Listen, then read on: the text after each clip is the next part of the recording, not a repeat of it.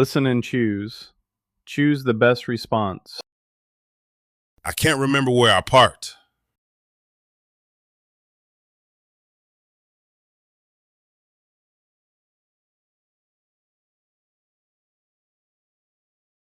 Could you cover the front desk for a bit?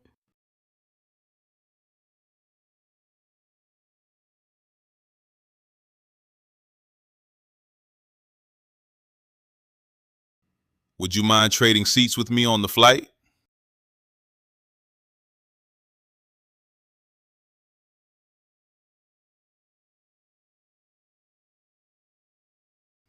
Did you get the invoice sorted out?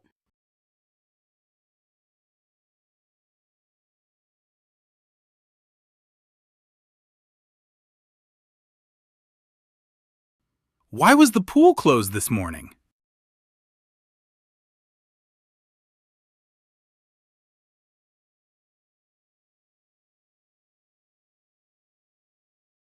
I won't be able to lead tomorrow's meeting.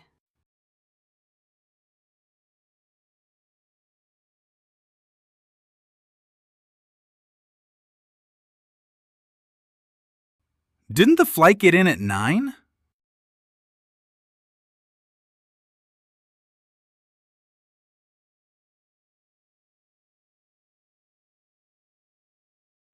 Did you send out the invitations yet?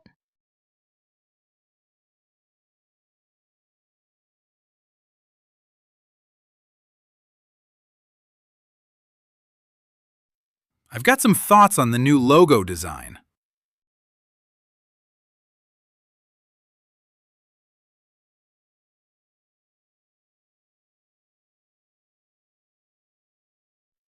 Are you free to help me move this weekend?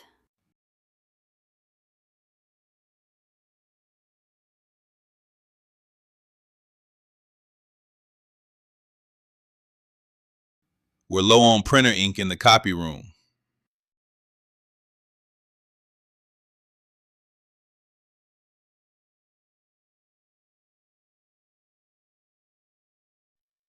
Conversation 1. Listen to a conversation. I think I left my wallet at the coffee shop this morning. Do you want to call and check if anyone turned it in? Yeah, I'll call now. If it's not there, I'll have to cancel my cards just in case. Let me know what they say. I can drive you over there if you need to pick it up. Thanks, I appreciate it. Hopefully, it's just sitting behind the counter.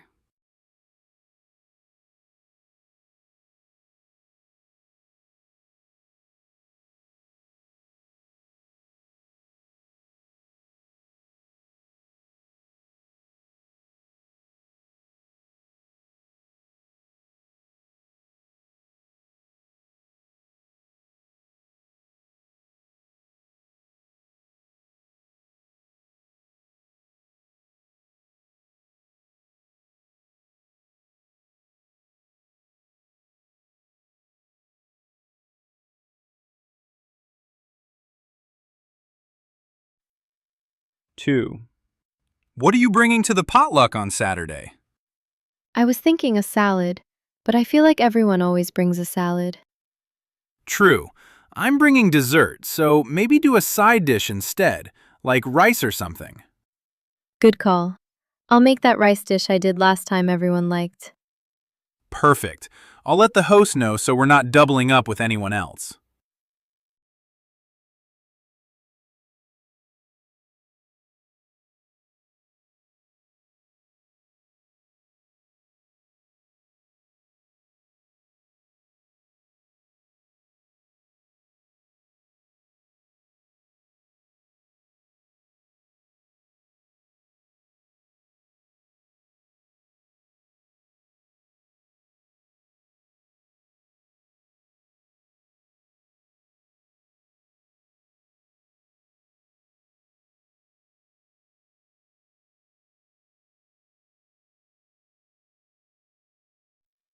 Three. So, did you decide between the two apartments? Not yet. The one downtown is more expensive, but it's a much shorter commute. How much shorter are we talking? About 20 minutes each way, so almost an hour total, every day. That adds up fast.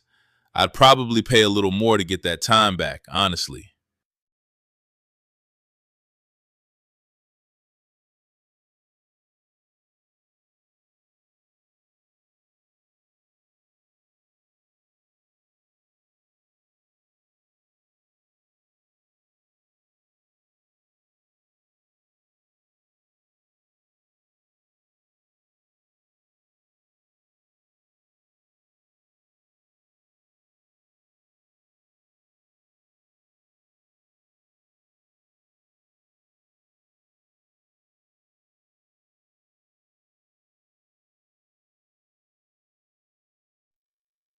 Listen to an announcement at a university event. Auditions for this year's Campus Talent Show will be held next Monday and Tuesday in the Student Union Theater. Performers may sign up for a 10-minute slot through the online form, and acts can include music, comedy, dance, or spoken word. The top acts selected from auditions will perform at the main event later next month.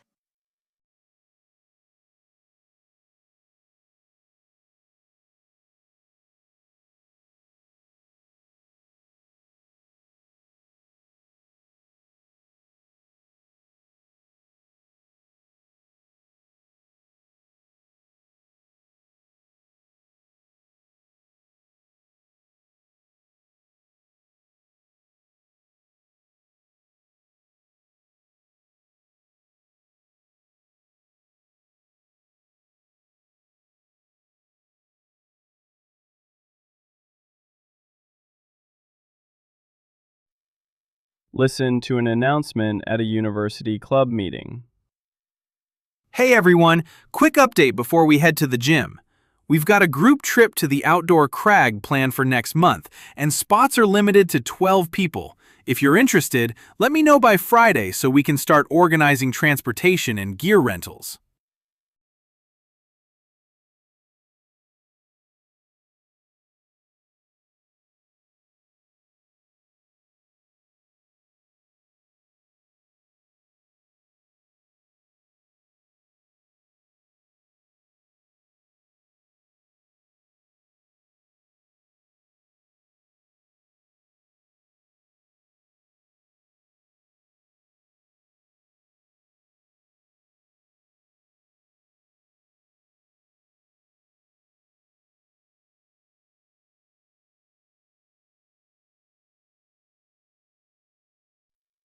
Listen to an announcement at a university event.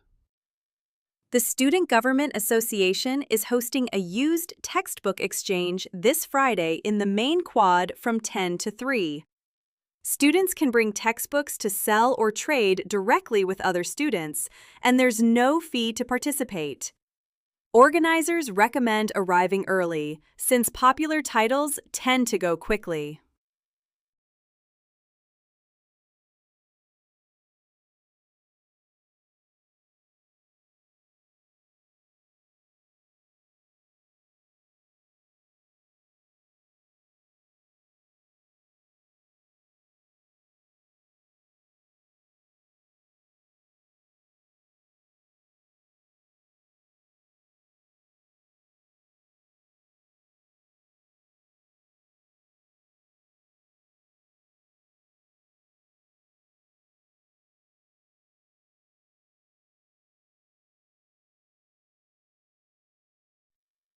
Listen to an announcement on the university radio station. This is a reminder that campus Wi-Fi will be temporarily down this Sunday from 2 to 5 a.m. for scheduled maintenance. The upgrade is expected to improve connection speeds in residence halls. Students are encouraged to save any work and log off before the maintenance window begins.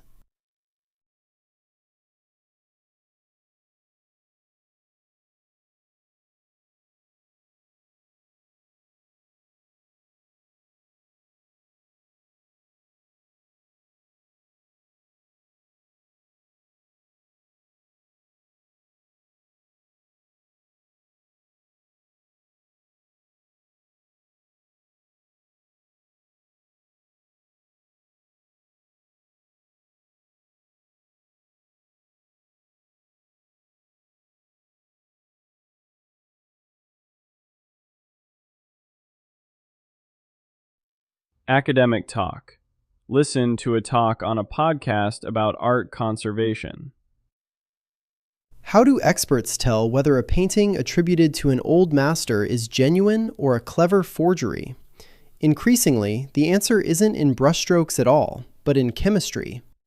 Every pigment used throughout history has a specific chemical signature, and many of those pigments were only invented or became commercially available at certain points in time.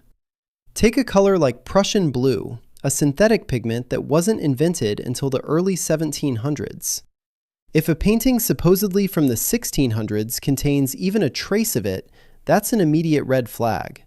Similarly, titanium white didn't become widely available to artists until the early 20th century, making it a reliable marker for spotting more recent forgeries claiming to be much older.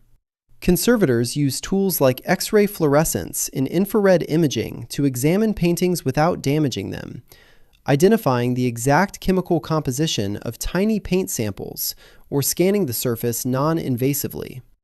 These techniques can also reveal earlier paintings hidden underneath the visible layer, since artists, genuine and forger alike, sometimes painted over older canvases. This kind of analysis doesn't just catch forgeries, though. It's also helped authenticate genuine masterpieces that had been dismissed as fakes and revealed forgotten techniques and materials earlier painters had access to. Next, we'll look at how similar chemical analysis is being used to determine the original and sometimes surprising colors of ancient sculptures that appear stark white today.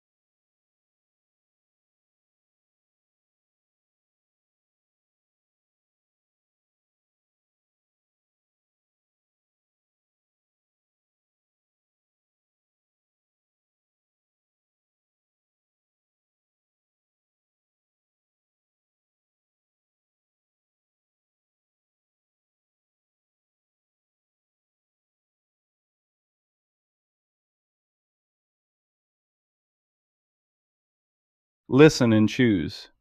Choose the best response. Can you watch my luggage for a second?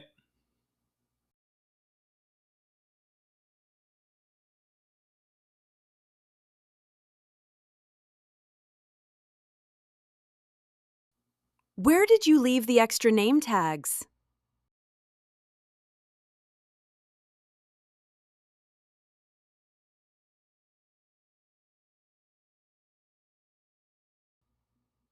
What time does the ferry leave this afternoon?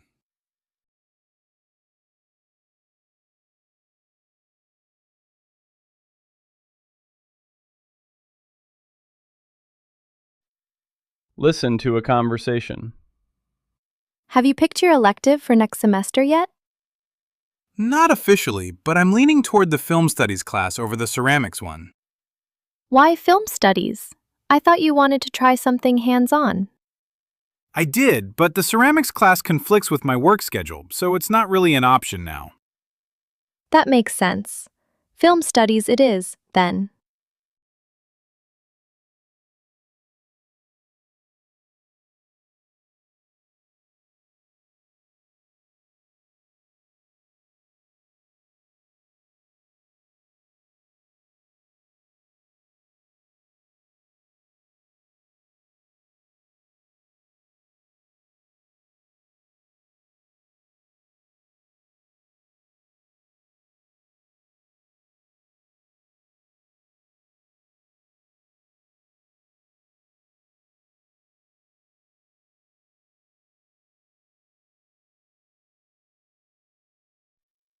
Two. Are you driving to the conference next week or flying? Driving, probably. Flying this late would be pretty expensive. Would you want a carpool? I was planning to drive too. That'd be great, actually. It'd save us both some money on gas. I'll pick you up Thursday morning then. Just send me your address.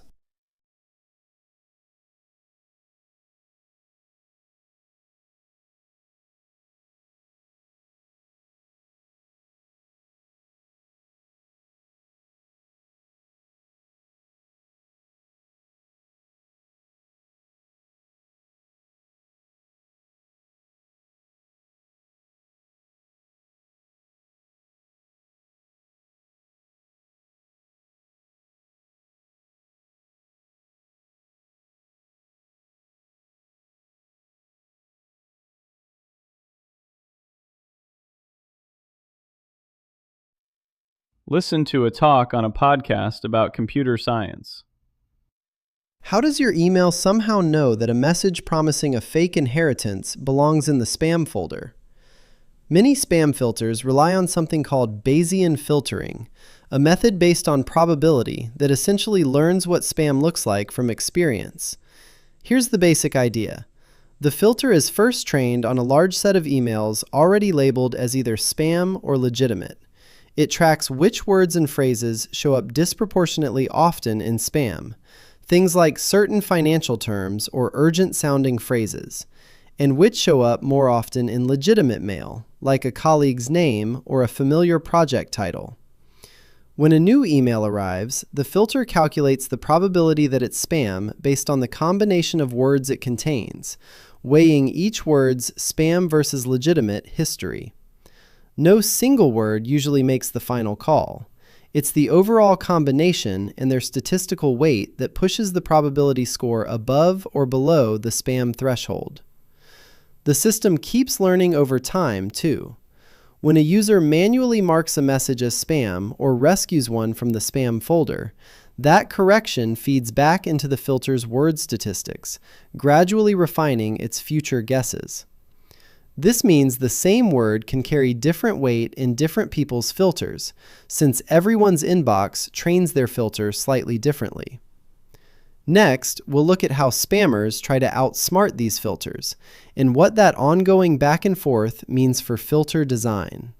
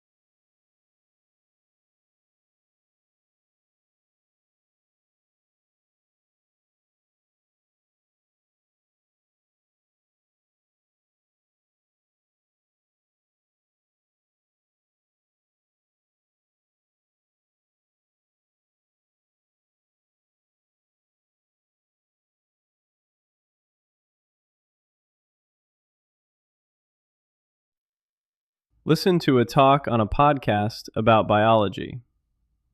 Beneath a forest floor, trees that look completely separate above ground may actually be connected below it through a vast underground network of fungi. Scientists call this the mycorrhizal network, though it's sometimes nicknamed the wood wide web for the way it links trees together. The fungi form thread-like structures called hyphae that wrap around or grow into tree roots, creating a partnership that benefits both. The fungus receives sugars that the tree produces through photosynthesis, and in exchange, the fungus's vast network of hyphae, far more extensive than the tree's own root system, helps the tree absorb water and nutrients like phosphorus from a much wider area of soil. What makes this especially interesting is that the same fungal network often connects multiple trees, even of different species. Researchers have found evidence that carbon and nutrients can move through these connections from one tree to another. In some studied cases, larger, older trees appear to funnel resources to smaller, struggling seedlings nearby, including their own offspring, which has led some scientists to describe these older trees as hub trees, or even informally as mother trees. There's also evidence that trees can send chemical distress signals through this same network, warning neighboring trees of insect attacks, prompting them to ramp up their own chemical defenses before the pests arrive. Next, we'll look at how logging and land clearing can disrupt these underground networks, and what that means for forest recovery after disturbance.